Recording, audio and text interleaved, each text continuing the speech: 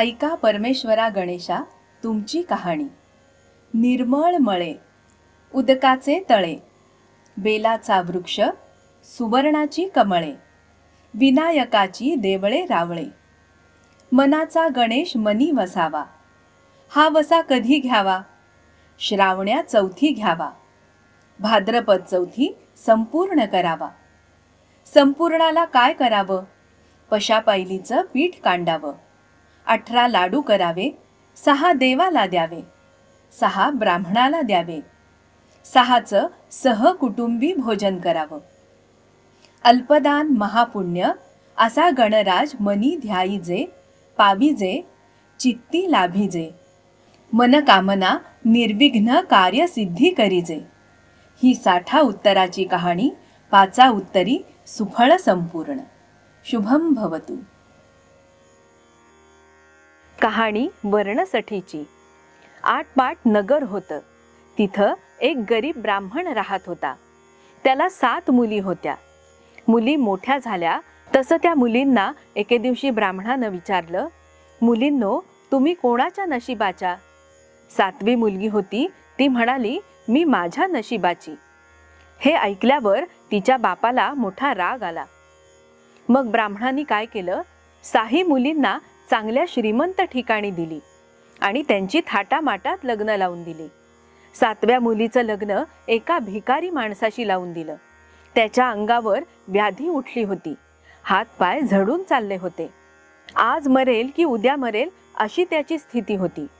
आईनं लेकीची ओटी वालांनी भरली, मुलींची बोळवण केली आणि तिच्या नशिबाची पारख पाहू लागली।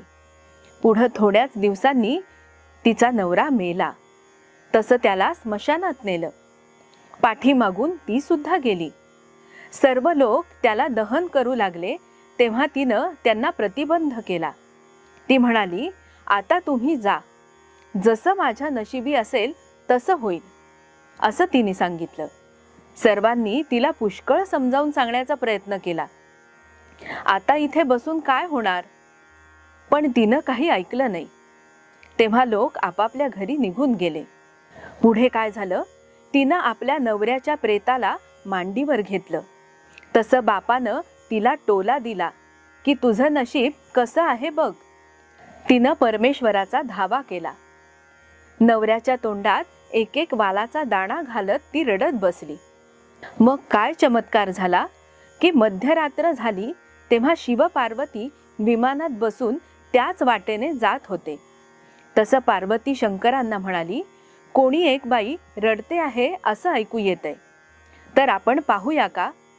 तेव्हा शंकरांनी ते विमान खाली उतरवलं। दोघांनी तिला रडताना पाहिलं। रडण्याचं कारण विचारलं तेव्हा तिनं झालेला सगळा प्रकार सांगितला। पार्वतीला तिची दया आली। तिनं सांगितलं, तुझ्या मावशीला वर्णसठीचा वसा आहे, तिथे जाऊन त्या व्रताचं पुण्य घेऊन ये। तुझ्या नवऱ्याला ते अर्पण कर, म्हणजे तुझा नवरा जिवंत होईल। असं म्हणून शंकर पार्वती निघून गेले। तिनं नवऱ्याला तिथंच ठेवलं। ती मावशीकडे गेली आणि तिने वर्णसठीचं पुण्य घेतलं। इकडे आली, नवऱ्याला ते पुण्य दिलं। तसा नवरा जिवंत झाला, रोगराई गेली, कांती सुंदर झाली। बायकोला तो विचारू लागला, माझ्या हातापायांच्या कळा गेल्या, देह सुंदर झाला, हे असं कशामुळे झालं? तिनं सर्व हकीकत सांगितली। मग दोघं नवरा बायको मावशीच्या घरी गेली। सर्व हकीकत तिने मावशीला सांगितली। तिला वर्णसठीचा वसा विचारला।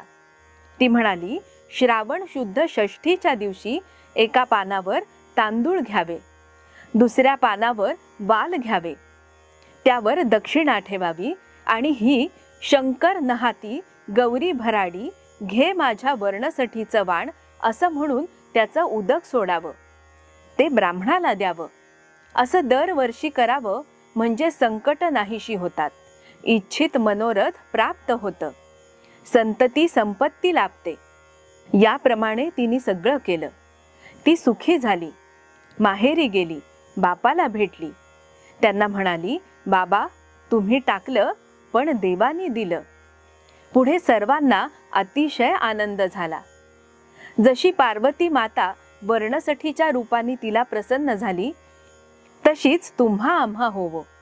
ही 60 उत्तरांची कहाणी 5 उत्तरी सुफळ संपूर्ण. शुभम भवतु.